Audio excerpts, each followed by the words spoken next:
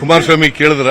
But ಇಲ್ಲಿ ಕೇಂದ್ರ ಸಚಿವರು ಎಲ್ಲರೂ ಇಡೀ ಸರ್ಕಾರದ ಇಮೇಜ್ ಹೋಗಿದೆ ಮತ್ತೆ ಬೆಂಗಳೂರದ ಇಮೇಜ್ ಕಡಿಮೆ ಆಗ್ತಾ ಇದೆ ಈ ಘಟನೆಯಿಂದ ಅಂತ ಅಂದ್ಬಿಟ್ಟು ಕುಮಾರಸ್ವಾಮಿ, ಸೋಮಣ್ಣ, ಶೋಭಾ ಕರಂದ್ಲಾಜೆ ನೋಡಪ್ಪ, ಬಿಜೆಪಿಯವರು ರಾಜಕೀಯವಾಗಿ ಮಾತಾಡ್ತಾ ಇದ್ದಾರೆ, ಸುಳ್ಳು ಆರೋಪಗಳನ್ನು ಮಾಡ್ತಾ ಇದ್ದಾರೆ.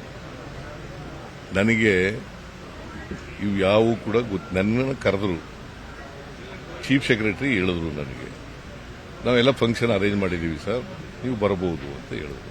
ಆಯ್ತು ಮಾಡಿ ಅಂತ ಹೇಳಿದೆ, ಓಕೆ ಅಂತ.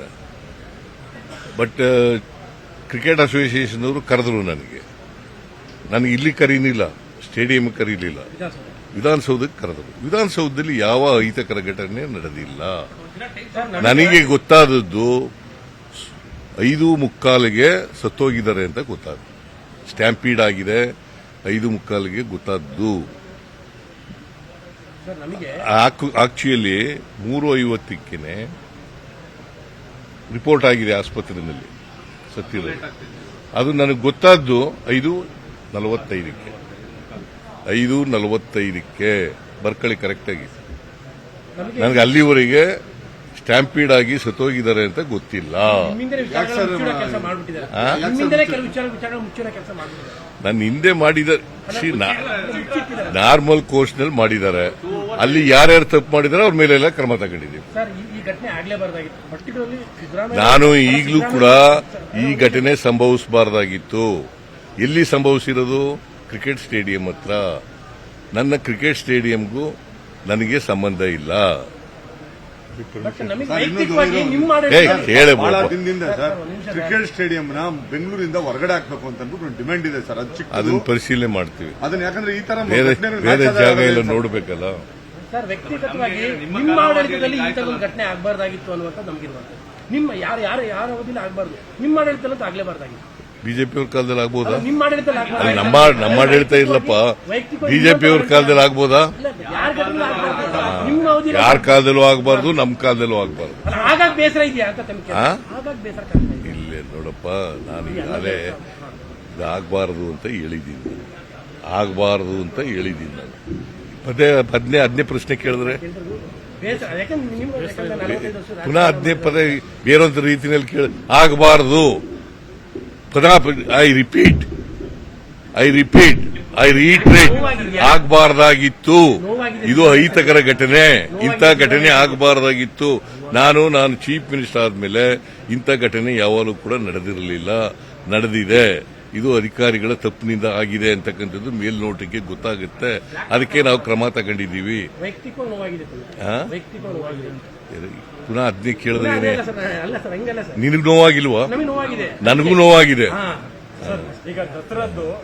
ಎಲ್ರಿಗೂ ನೋವಾಗಿದೆ. ನೀನು ಒಬ್ಬನಿಗೆ ಅಲ್ಲ, ಎಲ್ರಿಗೂ ನೋವಾಗಿದೆ, ಇಡೀ ಸರ್ಕಾರಕ್ಕೆ ನೋವಾಗಿದೆ. ಸರ್ ಎಲ್ಲೋ ಒಂದ್ ಕಡೆ ಪೊಲೀಸ್ ಕಮಿಷನರ್ನ ಬಲಿಪಶು ಮಾಡೋದು ಅಂತ ಅಂದ್ಬಿಟ್ಟು ಒಂದು ಕ್ಯಾಂಪೇನ್ ಮಾಡ್ತಾ ಇದ್ದಾರೆ ಎಲ್ಲ social media. It is not correct. ಈಗ ಪೊಲೀಸ್ ಕಮಿಷನರ್ ಒಬ್ಬರೇ ಎಲ್ಲ ಸಸ್ಪೆಂಡ್ ಆಗಿದೆ, 5 ಜನ ಸಸ್ಪೆಂಡ್ ಆಗಿದ್ದಾರೆ. ಇಂಟೆಲಿಜೆನ್ಸ್ನವ್ರನ್ನ ಬದಲಾವಣೆ ಮಾಡಿದ್ದೀವಿ. ಆಮೇಲೆ ಗೋವಿಂದರಾಜು ನಮ್ಮ ಪೊಲಿಟಿಕಲ್ ಸೆಕ್ರೆಟರಿನ ರಿಮೂವ್ ಮಾಡಿದ್ದೀವಿ. ಗೊತ್ತಾಯ್ತಾ? ನಾವು ಸೀರೀಸ್ ಆಫ್ ಕ್ರಮ ತಗೊಂಡಿದ್ದೀವಿ. ಒಬ್ಬರನ್ನೇ ಮಾಡಿಲ್ಲ, ಪೊಲೀಸ್ ಕಮಿಷನರ್ ಒಬ್ಬರನ್ನೇ ಮಾಡಿದ್ದೀವ. ಅಡಿಷನಲ್ ಕಮಿಷನರ್ ಪೊಲೀಸ್, ಆಮೇಲೆ ಡಿಸಿಪಿ, ಎಸಿಪಿ, ಇನ್ಸ್ಪೆಕ್ಟರು ಎಲ್ಲರೂ ಮಾಡಿದ್ದೀವಿ. ಇದು 2 ವರ್ಷ ಸಂಭ್ರಮದಲ್ಲಿ ಇದ್ದವ್ರಿಗೊಂಥರ ಬ್ಲಾಕ್ ಮಾರ್ಕ್ ಆಗಲಿಲ್ಲ. 2 ವರ್ಷ ಸಂಭ್ರಮದಲ್ಲಿ ಬ್ಲಾಕ್ ಮಾರ್ಕ್ ಆಗಲಿಲ್ಲ. ಹೆಂಗೆ ಬ್ಲಾಕ್ ಮಾರ್ಕ್? ಪುನಃ ಇನ್ನೊಂದ್ಸರಿ ಬ್ಲಾಕ್ ಈಗ ನಾವು ತಪ್ಪು ಮಾಡಿದ್ರೆ ತಪ್ಪು ಮಾಡಿದ್ದು ಅಂತ ಒಪ್ಕೋಬೋದು. ನಾವು ತಪ್ಪೇ ಮಾಡಿಲ್ವಲ್ಲ, ನಾವು ತಪ್ಪು ಮಾಡಿಲ್ಲ. ಆದರೆ ಘಟನೆ ನಡೀಬಾರ್ದಾಗಿ ಸುಳ್ಳು ಅದು ಯಾರು ಕೇಳಿಲ್ಲ. ಬಿಜೆಪಿಯವರು ಪೊಸಿಷನ್ಗೆ ಅವಕಾಶ ಕೊಡಿ ಅಂತ ಹೇಳ್ಬಿಟ್ಟು ಕೇಳಿದ್ರು. ಅದಾದ ನಂತರ ಬೇಡ ಅಂತ ನೋಡಿ, ಲೆಟರ್ ಇದೆಯಲ್ಲ ಪ್ರಭಾಕರ ಎಲ್ಲ ನೋಡಿ, ಇದು ಬಿಜೆಪಿಯವರು ಇದು ಬರ್ದಿದ್ಯಾ, ನೀನು ಹೇಳಿದ್ಯಾ? ಮತ್ತೆ ಅದನ್ನ ಕೇಳೇ ಇಲ್ಲ ನನಗೆ. ಬರೀ ಇದನ್ನೇ ಕೇಳ್ತಾ ಇದೆಯಾ? ನಿಮ್ಗೆ ಬೇಸರ ಆಗಿದೆಯಾ? ನಿಮ್ಗೆ ನೋವಾಗಿದೆಯಾ? ನಿಮ್ಗೆ ಇದಾಗಿದೆಯಾ? ಇದು ನೋಡಪ್ಪ, ಯಾರು ಹೇಳಿರೋದು ಇದು? ಅದನ್ನು ಮಾಡಿದ್ದೀವಿ, ಆ? ಅದನ್ನು ಸುದ್ದಿ ಮಾಡಿದ್ದೀವಿ, ಅದು ಸುದ್ದಿ ಮಾಡಿದ್ವಿ, ಬರೀ ಸುದ್ದಿ ಮಾಡಿದ್ಯಾ ಅಷ್ಟೇ. ದಿನಾ ಬರ್ದಿದ್ಯಾ, ತೋರಿಸಿದ್ಯಾ? ತೋರಿಸ್ತಾ ಇದೀವಿ ಸರ್. ಎಲ್ಲಿ ತೋರಿಸಿದ್ಯಾ? ನೋಡಪ್ಪ, ಹಲವಾರು ವರ್ಷಗಳ ಅಭಿಮಾನಿಗಳ ಕನಸನ್ನು ಈ ವರ್ಷ ನನಸು ಮಾಡಿದೆ. ಯಾರು ಹೇಳ್ತಾ ಇರೋದು? ಬಿಜೆಪಿ ಕರ್ನಾಟಕ.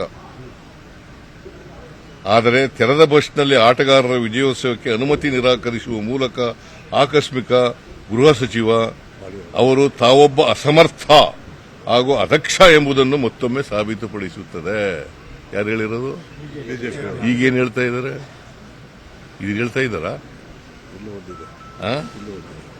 ನಮ್ಮ ನೆಚ್ಚಿನ ಆಟಗಾರರನ್ನು ಅತೀ ಹತ್ತಿರದಿಂದ ಕಣ್ತುಂಬಿಕೊಳ್ಳಲು ಅಭಿಮಾನಿಗಳು ಕಾಯುತ್ತಿದ್ದು, ಅಭಿಮಾನಿಗಳ ಈ ಸಂಭ್ರಮಕ್ಕೆ ಕಲ್ಲು ಹಾಕಿದ ಪರಮೇಶ್ವರ್. ಯಾರು ಹೇಳಿರೋದು? ಹೌದೇ? ನೀವು ಇದನ್ನ ಒತ್ತಿ ಹೇಳೋದೇ ಇಲ್ಲ. ಇದನ್ನು ಒತ್ತಿ ಹೇಳಪ್ಪ ಮೊದಲು. ಒಂದು ವೇಳೆ ಬಿಜೆಪಿಯವರಿಗೆ ಮಾಡಿ ವಿಧಾನಸೌಧದ ಮುಂದುಗಡೆ ಮಾಡಿ ಅಂತ ಹೇಳದೆ ಹೋಗಿದ್ರೆ ಬಿಜೆಪಿಯವರು ಬೇರೆ ತರ ಬಣ್ಣ ಹಚ್ಚರು. ಈಗ ಈಗಿನ ಬಣ್ಣ ಹಚ್ತಿರ್ಲಿಲ್ಲ, ಬೇರೆ ತರ ಬಣ್ಣ ಹಚ್ಚಿದ್ರು.